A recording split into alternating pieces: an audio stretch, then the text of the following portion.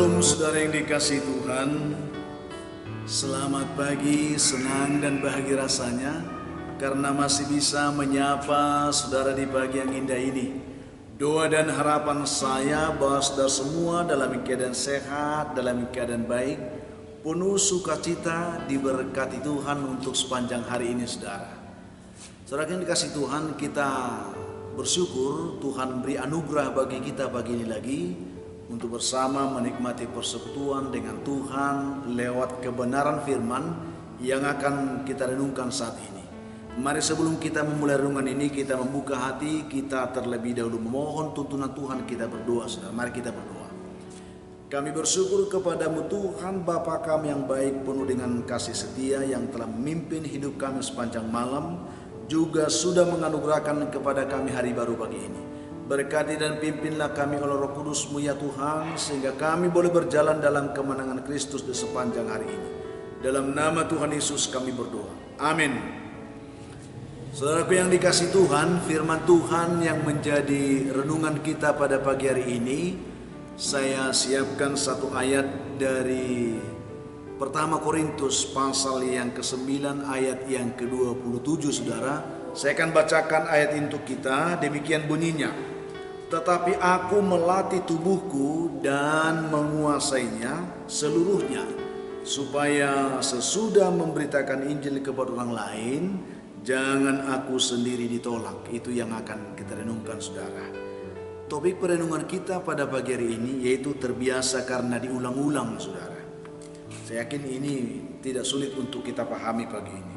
Di Tiongkok pada zaman dahulu kala saudara, hidup seorang panglima perang yang sangat terkenal karena dia memiliki keahlian memanah yang luar biasa saudara, tidak ada tandingnya.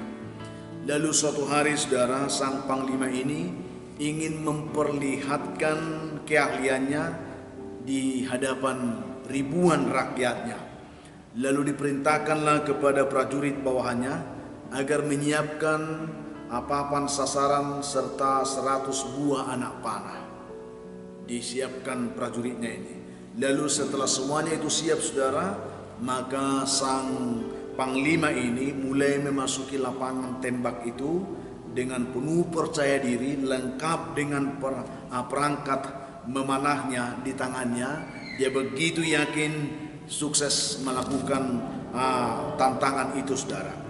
Lalu panglima itu mulai menarik busurnya dan melepas satu persatu anak panahnya sampai anak panah yang ke-100, dan tidak satu pun yang meleset. Semua kena sasaran saudara. Dan luar biasa hal itu membuat semua rakyatnya kagum. Ya, membuat semua rakyatnya bersorak-sorai. Ya, dengan berseri bulu bangga panglima berucap kepada rakyatnya, "Rakyatku, lihatlah panglimamu saat ini. Keahlian memanahku tidak ada tandingnya. Bagaimana pendapat kalian?" katanya. Lalu diantara saudara yang dikasihi Tuhan, kata puji-pujian yang diucapkan oleh banyak orang itu, artinya diantara banyak pujian yang dilontarkan oleh orang itu, tiba-tiba ada seorang tua penjual minyak. Dia berbicara saudara, dia katakan begini, "Panglima memang hebat, tetapi itu hanya keahlian yang didapat dari kebiasaan yang terlatih." Dia katakan seperti itu saudara. Sontak panglima dan seluruh hadirin itu memandang dengan tercengang dan bertanya-tanya apa maksud perkataan orang tua penjual minyak itu. Lalu saudara, tukang minyak itu pun menjawab, "Tunggu sebentar," dia katakan saudara. Sambil beranjak dari tempatnya, dia mengambil saudara sebuah uang koin ya dari tempatnya. Lalu uang koin artinya uang koin kuno yang berlubang saudara, yang berlubang di tengahnya. Kita bisa bayangkan ada satu keping uang koin, yang uang koin Tiongkok tempo dulu itu kayaknya berlubang di tengah, kecil sekali lubangnya saudara. Lalu koin itu diletakkan saudara di atas mulut botol Gucci minyak yang kosong saudara. Lalu dengan penuh keyakinan si penjual minyak ini mengambil gayung penuh berisi minyak, saudara.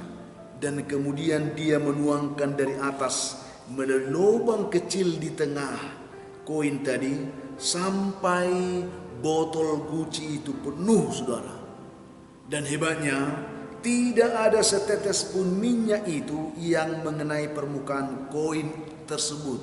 Artinya minyak itu betul-betul hanya mengalir di lubang yang kecil itu terus, tidak tercecer setetes pun, baik di pinggiran koin-koin itu apalagi ke tempat lain. Lalu panglima dan rakyatnya itu semua tercengang, saudara.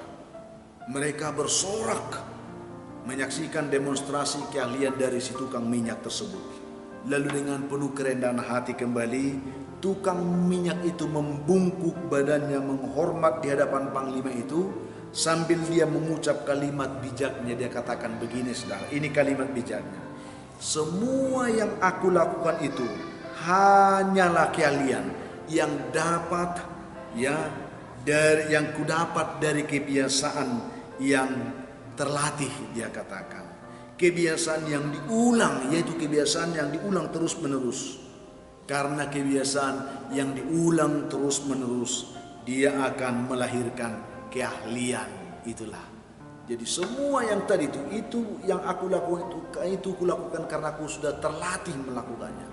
Itu dikatakan. Kenapa terlatih? Karena aku biasa melakukannya. Dan kebiasaan yang diulang terus itu akan menjadi keahlian.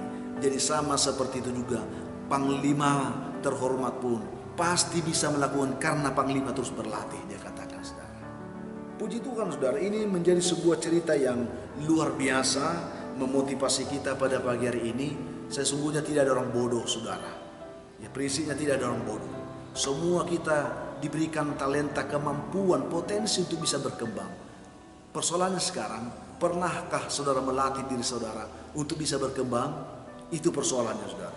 Dari cerita ini kita bisa mengambil satu hikmat betapa luar biasanya kekuatan kebiasaan yang dilatih. Ya, itu dia. Habit is power, saudara. Ini yang perlu. Ya, kebiasaan itu kekuatan kita. Adalah kekuatan, saudara. Ya, hasil dari kebiasaan yang terlatih dapat membuat sesuatu yang sulit menjadi sesuatu yang gampang, mudah, itu maksud kami.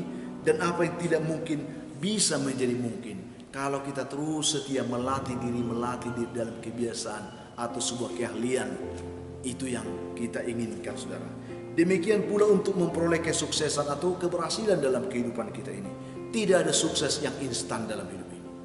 Kita bisa melihat pengalaman-pengalaman orang-orang sukses dalam kehidupannya. Mereka itu tentu memiliki pengalaman-pengalaman gagal.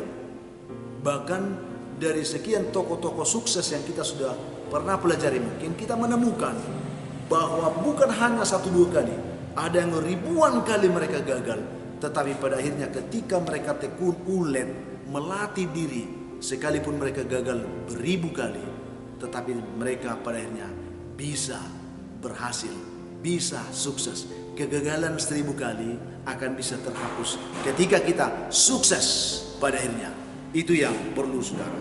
Jadi kita harus perlu memahami kehidupan kita sebenarnya bukanlah kehidupan yang biasa-biasa.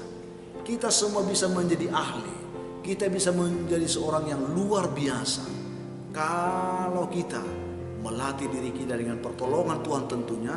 Karena pastinya semua talenta, semua potensi itu berasal dari Tuhan. Sehingga Paulus mengatakan seperti ini, saudara. Ya, aku melatih tubuhku menguasainya seluruhnya. Melatih, berlatihlah, saudara, supaya kita bisa menguasai kehidupan kita dan menjadi pribadi yang unggul, yang hebat, yang berhasil, yang sukses lewat kebiasaan-kebiasaan yang baik yang kita bangun. Tetapi juga ada hal yang bisa kita nilai negatif di situ. Kalau kita bisa membangun kebiasaan-kebiasaan buruk, jangan harapkan kita menjadi baik. Jadi kebiasaan apa yang kita bangun dalam diri kita selama ini? Kalau kita mau baik, kalau kita mau sukses, bangunlah dirimu dalam kebiasaan-kebiasaan baik yang memotivasi engkau untuk keberhasilan. Tetapi kalau kita selalu membiasakan diri dalam kebiasaan-kebiasaan yang tidak membangun, tidak menopang untuk berhasil, kita akan buruk saudara, kita akan gagal dalam hidup ini. Mungkin kita berhasil, tapi berhasil gagal saudara. Itu maksudnya. Sehingga dengan kebenaran yang kita dapat saat ini saudara, Tuhan kiranya membantu kita, ya. Dan kita perlu tahu bahwa kita membutuhkan karakter kerja keras di sini. Kita membutuhkan karakter sukses saudara. Kita membutuhkan karakter sukses hanya ya supaya kita bisa terbentuk menjadi pribadi yang bisa unggul dalam melakukan apapun, dalam berjuang untuk menggapai apapun, ya, sehingga kita menjadi pribadi yang berpikiran baik, yang berpikiran benar, yang antusias, optimis, disiplin, berintegritas, berkepribadian baik, bertanggung jawab untuk menggapai segala impian kita dalam kesuksesan kehidupan ini. Sukses secara pribadi, sukses secara keluarga, karir, secara kehidupan jasmani, terlebih secara kehidupan rohani saudara.